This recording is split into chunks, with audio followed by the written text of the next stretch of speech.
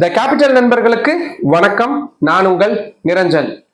நீதிபதிகள் அவங்க ஓய்வு பெற்றதுக்கு அப்புறமா அரசு கொடுக்கக்கூடிய பதவிகளை ஏற்றுக்கிறதன் மூலியமா நீதித்துறை மீதான நம்பகத்தன்மை பொதுமக்களுக்கு குறைஞ்சிரும் அப்படின்னு இப்போ உச்சநீதிமன்றத்துடைய தலைமை நீதிபதியா இருக்கக்கூடிய BR கவாய் அவர்கள் சொல்லியிருக்கிறாரு.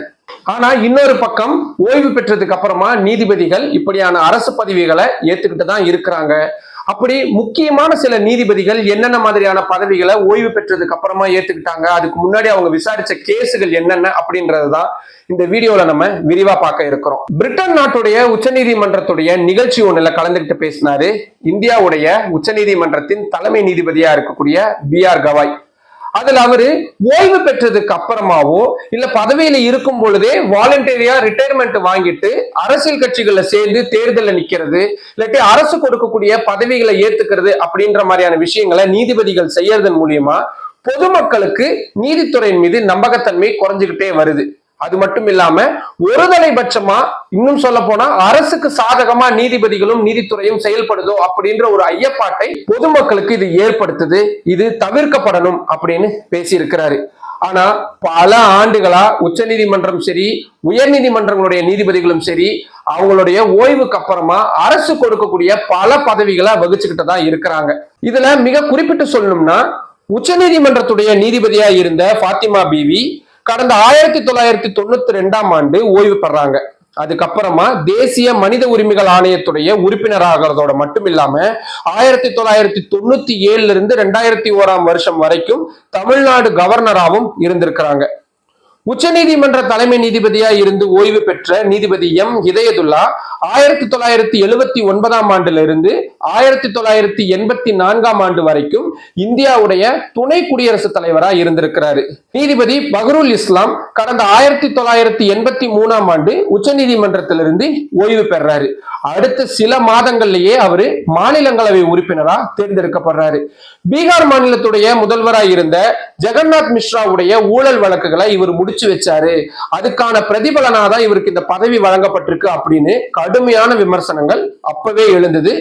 இது நீதித்துறை மீதான மிக மோசமான பார்வையை பொதுமக்கள் மத்தியில அப்ப ஏற்படுத்துச்சு அப்படின்னு தான் சொல்ல வேண்டியதா இருக்கு.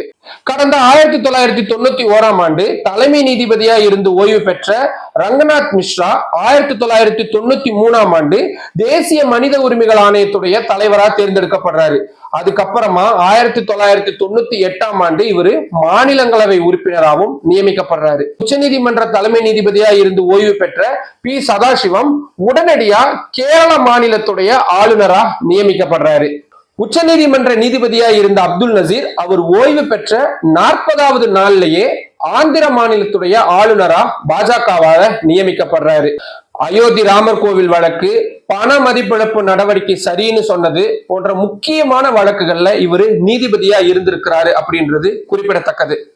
உச்ச நீதிமன்றத்துடைய தலைமை நீதிபதியா இருந்த ரஞ்சன் கோகாய் கடந்த 2020 ஆண்டு மாநிலங்களவை உறுப்பினரா பாஜகவால நியமிக்கப்படுறாரு. இவரும் அயோத்தி ராமர் கோவில் வழக்கு, ரஃபேல்ல முறைகேடு எதுவுமே நடக்கலன்னு சொன்ன தீர்ப்பு, இது எல்லாத்திலுமே நீதிபதியா இருந்திருக்கிறாரு. இவரு ஓய்வு பெறுவதற்கு சில மாதங்களுக்கு முன்னாடிதான் உச்ச நீதிமன்றத்துடைய பணியாளர் ஒருவர் இவர் மீது பாலியல் குற்றச்சாட்டுகளை முன் வச்சிருந்தாரு. அதுக்கப்புறமா அது எந்த அளவுக்கு போச்சு அப்படின்றதெல்லாம் நான் சொல்லி உங்களுக்கு தெரிய வேணாம், அது என்ன நடந்திருக்கும்னு நீங்களே யூகிச்சுக்கோங்க. கல்கத்தா உயர் நீதிமன்றத்துல ஆளும் திரிணாமுல் காங்கிரஸ் கட்சி மீது கடுமையான விமர்சனங்களை வச்சிட்டு இருந்த நீதிபதி ஒருத்தர் அவருடைய பதவி காலம் முடியறதுக்கு முன்னாடியே வாலண்டரி ரிட்டையர்மெண்ட் வாங்கிட்டு பாஜக கட்சியில சேர்ந்ததோடு மட்டும் இல்லாம தேர்தலையும் போட்டி போட்டாரு. இந்த பட்டியல் நீண்டுகிட்டே தான் போகுது. நீதிபதிகள் ஓய்வு பெற்றதுக்கு அப்புறமா இப்படி அரசு கொடுக்கக்கூடிய பதவிகளை ஏத்துக்கும் போது அதுக்கு முன்னாடி அவங்க வழங்கின தீர்ப்பை பொதுமக்கள் சந்தேக பார்வையோட தான் பார்ப்பாங்க அப்படின்றதுதான் நம்மளும் ஓரளவுக்கு கணிக்க வேண்டியதா இருக்கு. நீதிபதிகள் இப்படி ஓய்வு பெற்றதுக்கு அப்புறமா பதவிகளை, அரசு பதவிகளை ஏற்கிறது சரின்னு நினைக்கிறீங்களா, இல்ல அது தவிர்க்கப்படணும்னு நினைக்கிறீங்களா? உங்களுக்கு எது தோணுனாலும் அதை கீழே கமெண்ட் பாக்ஸ்ல சொல்லுங்க. மற்றும் ஒரு வீடியோவில் சந்திக்கலாம். நன்றி. நம்மளோட இந்த கேபிட்டல் சேனலை இன்னும் நிறைய பேர் சப்ஸ்கிரைப் பண்ணாம பார்த்துக்கிட்டு இருக்கீங்க. உங்களுக்கே தெரியும், உங்களுடைய ஆதரவின் அடிப்படையில் மட்டும்தான் இந்த சேனலை நான் ரன் பண்ணிக்கிட்டு இருக்கிறேன். இப்போ இந்த மாதிரியான டீட்டெயில்ஸ்லாம் நீங்க தமிழ் ஊடகங்கள்ல எங்கேயுமே பெரிய அளவுல பார்க்க முடியாது. ஆனா இது எல்லாமே பொதுமக்கள் தெரிஞ்சுக்கணும், தமிழ் மக்கள் தெரிஞ்சுக்கணும் அப்படின்றதுக்காக தான் தேடி தேடி இப்படியான முக்கியமான செய்திகளை கொடுத்துக்கிட்டு இருக்கிறேன்.